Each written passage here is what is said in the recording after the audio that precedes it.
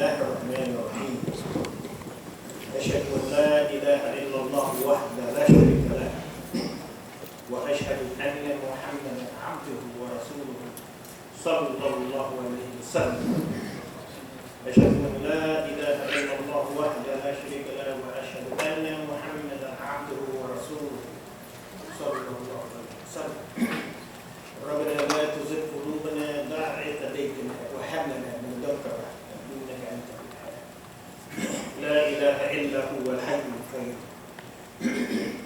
There is no God, no Lord, nothing except for one, Allah the Almighty. And Muhammad sallallahu alayhi wa sallam is his messenger, our prophet, sent to all of humanity. We ask Allah's exaltations and blessings upon our leader, our teacher, Muhammad the Prophet, sallallahu alaihi wasallam, upon his companions, the believers, the righteous people all over the world, and me. We have this day, Salat Juma'ah, the day of gathering, in which has been established by Muhammad sallallahu alaihi wasallam. And this day is a miracle in the sense that you cannot change the Juma'ah prayer. You can't bring a guitar in here. You can't bring a band in here. You can't bring a choir in here. No matter how much pressure, social pressure, they will exert on us. And I'm saying this to you because myself, like many others, we're looking for miracles. And miracles that really defy reason, that go against reason. You know. And I'm not saying it didn't happen. Parting the water, walking on water. Those are miracles. I won't contest that with another faith community. But the best miracle is the miracle that you can see today with your mind. You know, I can't prove today that you can walk on water. Can't prove it. That you can part water. Can't prove it. But you can see with your eyes right now. You're doing Salat Juma'ah. This is Juma'ah prayer. This is a miracle. You may say you don't understand what I mean when I'm saying it's a miracle. Every other faith tradition had a prophet like we had a prophet. Muhammad. But they do not follow their prophet the way you follow Muhammad. This Juma'ah prayer has never been changed. You cannot change it.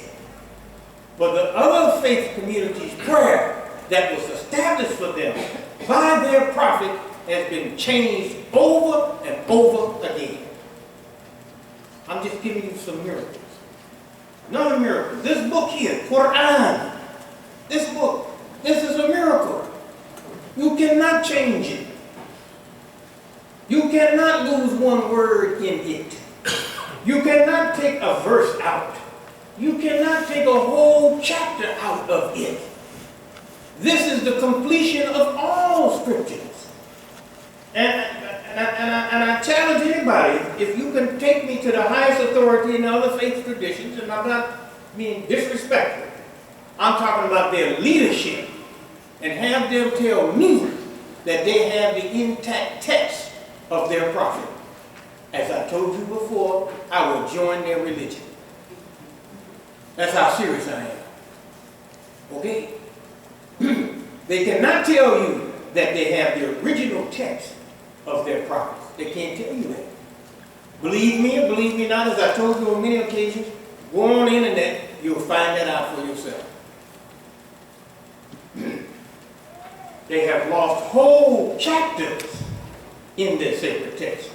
And for that reason, that is why the Quran had to come. It says, فِيهَا كُتُبٌ قَيِّمَةٌ. In the Quran are books that have been made upright. Yes. Let me explain to you what I mean. If you have a prophet from God, That prophet was one who first had to obey the original nature that God gave that prophet. That is what qualifies him to become a prophet. That he has the same nature that you have. This human nature that you have of excellence. All prophets have this.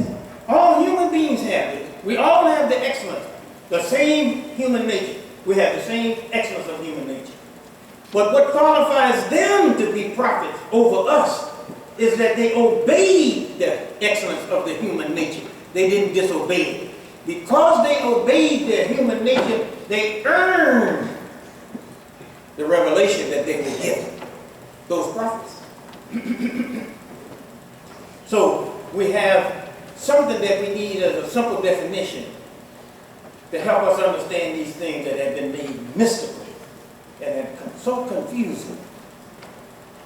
So Prophet Moses, Prophet Abraham, Jesus Christ, Prophet in Al-Ansar, Muhammad, Noah, all of these prophets, they had the same human nature that you had. This is why in the Quran, Allah told Muhammad Kul, say, and a basharun mithlukum. This is the Quran. The Quran is saying that Allah told Prophet Muhammad to tell all of the people, say to the human beings, that I, Muhammad, I am a mortal human being like you. When you can see your excellence, when you can see your goodness in you, I'm talking to every single one of you.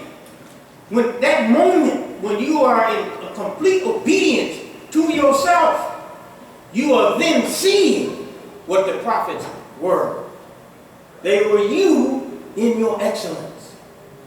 Allah. Take that spookiness out of this. So in the Quran here, I want to read it here. It says, and Dhil Rawli La ilaha illa huwa ilayhil Nasir. Translated, it says, and he it is who has the long reach. There is no God but he. And to him is the final return. This is the Quran. And what it is saying is that Allah, God himself, that you can never escape him. You know, there's people who do wrong and they get away with wrong. They escape punishment, but they did wrong. In our eyes, you know. Some people who right now, they're destroying cities, they're destroying towns, they're bombing them right now. And it looks like they're getting away. Nobody gets away. I'm telling you, nobody gets away with doing anything wrong. Listen to what I'm telling you. First of all, if you did wrong, you didn't get away because you couldn't get away from yourself. Yourself is, remember, is the original innocence that you have, okay? So when you do something wrong, yourself has seen it. The very act that you have done. So maybe you escaped me, but you didn't escape yourself. Allahu Akbar. So if you cannot escape yourself from doing wrong, how can you escape from God? It's impossible. But Allah does not bring us immediate judgment. He gives us time to repent. And for some people, like me, I ask the question, so why does Allah, God, whatever you want to call him, why does he let people get away and they just do wrong and wrong and wrong and wrong? And the Quran answers it. The Quran says we give them time to correct themselves. But the more wrong that they do, the more firewood they're building for their own personal hell. So again, as I say to you, nobody gets away. If you see a criminal, no criminal has peace. So don't worry about these big people that you see in the government getting away with anything. They got money, they got power and position. You know what they don't have? They do not have peace. No criminal can have peace. No wrongdoer can have peace.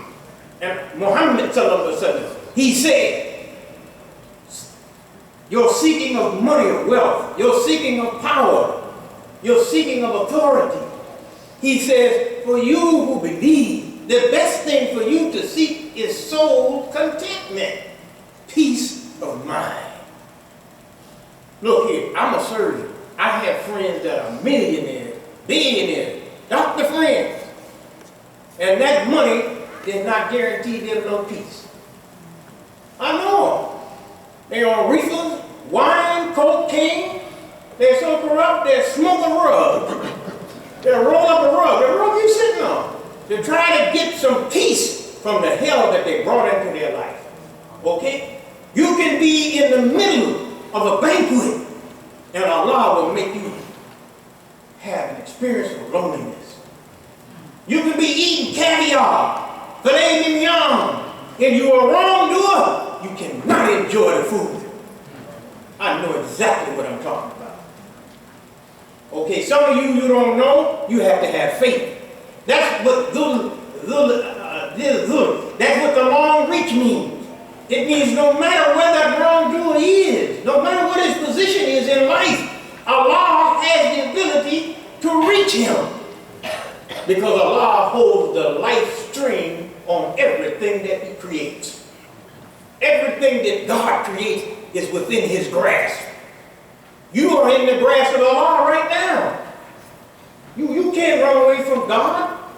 If you ever can run away from yourself, you can run away from God. But please show me the person that can lead himself. Would you please show him to me?